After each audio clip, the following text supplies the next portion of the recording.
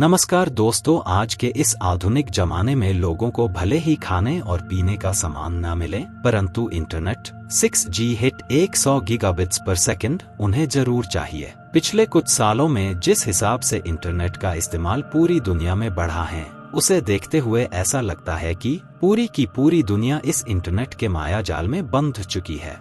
ऐसे में समय के साथ साथ मानव और भी ज्यादा विकसित होने लगा है और धीरे धीरे इंटरनेट की भी संरचना बदल रही है। भारत में तो आज 4G का जमाना चल रहा है, वहीं दूसरी और जापान जैसे देशों में वर्तमान 6G आ चुकी है। ऐसे में आप खुद ही समझ सकते हैं कि भारत को internet 6G hit 100 gigabits per second के क्षेत्र में और कितना आगे बढ़ना होगा। आज की बात करें तो आज भी देश के कई अंग ऐसे भी हैं जहां 4G तो छोड़िए ढंग से वहां 2G भी नहीं आता है। ऐसे में हमें इसके बारे में काफी अहम कदम उठाने होंगे। खैर, आज का हमारा ये वीडियो 6G के ऊपर आधारित है, क्योंकि इंटरनेट का ये छठा जनरेशन पूरी दुनिया में आज सुर्खियां जुटा रहा है और यही वजह है कि हम भी आज इसी टॉपिक के ऊपर पूरी डिटेल में बात करेंगे, ताकि आप लोगों को भी इससे जुड़ी हर एक जानकारी अच्छे से समझ में आ जाए। तो चलिए अब बिना किसी देरी किए बात करते हैं। दोस्तों, ऊपर टॉपिक पढ़कर आप लोगों को कैसा लग रहा है?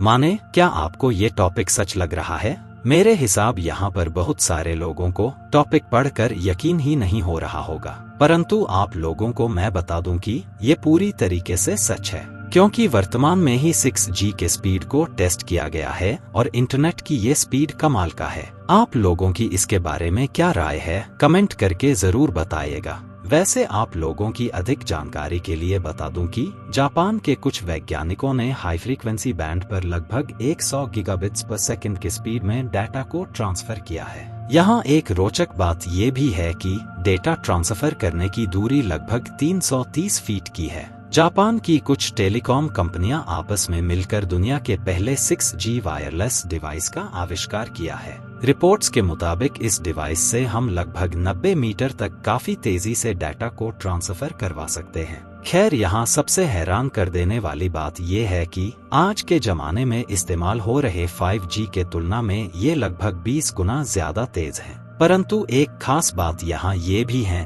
कि औसतन 5G मोबाइल फोन की तुलना में 6G की स्पीड लगभग 500 गुना ज्यादा है और काफी सटीक व स्टेबल भी है। तो अब आप यहाँ खुद सोचिए कि ये तकनीक आखिर कितनी विकसित और भविष्यवादी होगी। असल में आखिर कितना तेज है 6G? अब लोगों के मन में ये सवाल जरूर आ रहा होगा कि आखिर असल जिंदगी में 6G internet 6G hit 100 gigabits per second की स्पीड कितनी है? तो मैं आप लोगों को बता दूं कि 6G पे आप हर एक second 5 full HD film transfer कर सकते हैं। एक रिपोर्ट में ये भी पाया गया है कि हम इस्तेमाल कर रहे 5G के तुलना में ये लगभग 500 गुना ज्यादा तेज है। वैसे व्यक्तिगत तौर पर मुझे ऐसा लगता है कि 6G की स्पीड आने वाले समय में काफी कुछ बदल कर रख देगी। वैसे आप लोगों की अधिक जानकारी के लिए बता दूं कि जिस 6G वायरलेस डिवाइस को हाल ही में जापान में बनाया गया है, वो इंडोर 100 गीगाहर्ट्ज और आउटडोर 300 गीगाहर्ट्ज के बैंडविड्थ पर काम करता है और इस पर काम करते हुए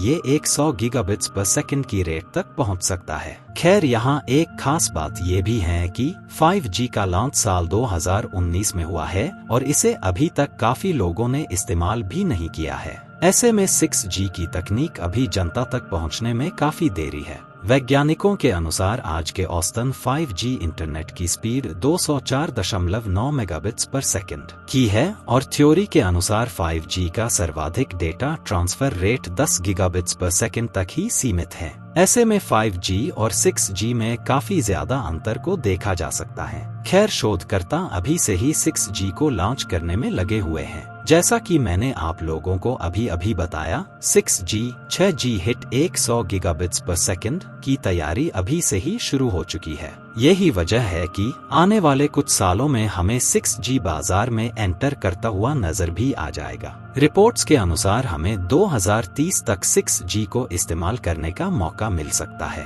क्योंकि 6G के लिए जरूरी इंफ्रास्ट्रक्चर और तकनीक काफी समय पहले से ही बनते हुए आ रहे हैं। इसलिए 6G की बाजार में रोल आउट काफी जल्दी और व्यापक रूप से होगा। वैसे 5G और 6G में सबसे बड़ा अंतर इनकी ऑपरेशनल फ्रीक्वेंसी का है। ये फ्रिक्वेंसी आमतौर पर इलेक्ट्रोमैग्नेटिक स्पेक्ट्रम का हिस्सा होते हैं। सरल भाषा में कहूँ तो जितना हायर फ्रिक्वेंसी उतना अधिक स्पीड। खैर यहाँ एक बात ये भी है कि हम लोगों को 6G के बारे में अभी काफी कुछ जानना होगा, क्योंकि बाजार में 6G का व्यापक रूप से रोल आउट तभी संभव है जब लोग इसके बारे में जानते होंगे। आज की बात करें तो भारत का एक बहुत बड़ा हिस्सा इंटरनेट से वंचित है। हाँ, इस बात को भी नजरअंदाज नहीं किया जा सकता है कि हमारे देश में इंटरनेट यूजर्स की संख्या काफी ज्यादा बढ़ रही है, परंतु हमें यहाँ ये भी देखना होगा कि सिर्फ हायर इंटरनेट जनरेशन के चक्कर में हम बेसिक कम्युनिकेशन के बुनियादी ढांचों को ही न भूल जाए,